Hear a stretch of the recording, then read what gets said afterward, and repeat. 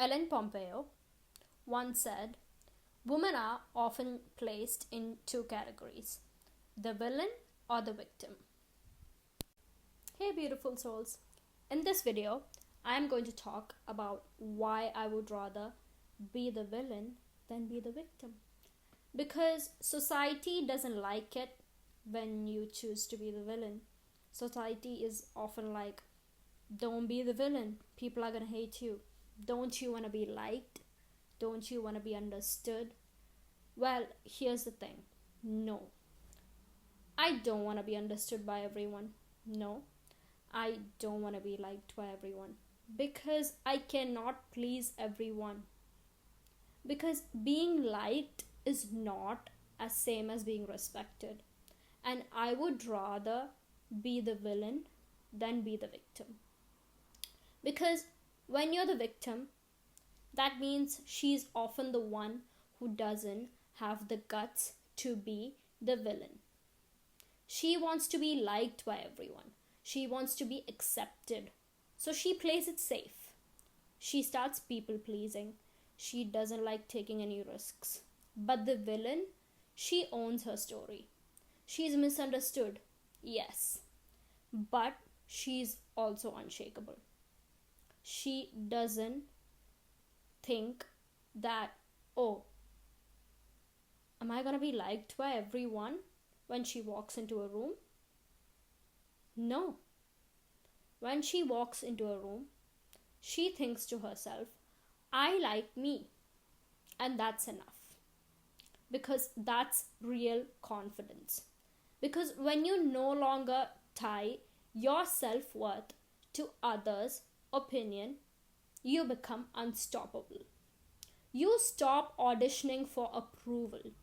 You stop shrinking yourself just to fit in to rooms you have outgrown. So, how do you let go of needing validation? How do you build your self-worth from the inside out? Let's talk about that. So, where does it start? It starts within yourself. Stop asking them, do they like me? Oh my god. No. And then start asking yourself, do I like me or do I even like them? Your opinion of yourself should be louder than the noise of the crowd.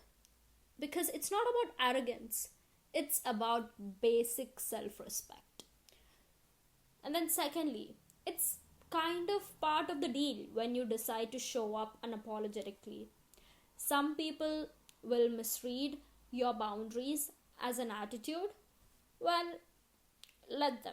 Because their reaction is not your responsibility. And thirdly, villains don't over-explain. They say no. They walk away. They protect their peace without turning it into a PR campaign. Because we have the courage to be misunderstood.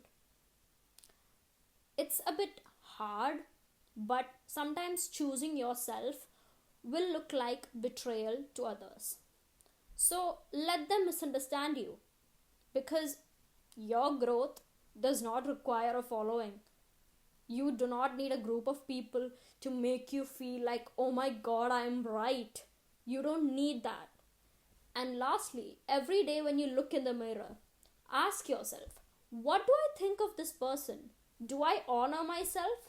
Do I like myself?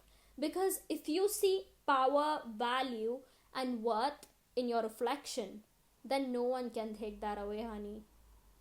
The box that's been created by the world will try to make you look like the sweet girl, the agreeable girl, the pleasing girl. Well, you were not born like that. You were born to be real, to be bold, to be feared, even if it means being free. Because you don't need permission to stand in your power. You don't need anyone's validation to validate your own truth. Because at the end of the day, people will try to make you look like the villain. And if they do, then I would rather choose to be the villain 100 times over than even be the victim once. Because I don't need my story to be validated by everyone.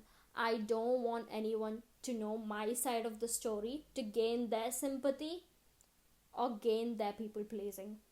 No. Because if you really know me, if you know who I am, then that's enough for me. I don't need your validation to know that my story is real. I know it's real. So, any day, I would always choose to be the villain than be the victim. I'll see you in the next video. Bye.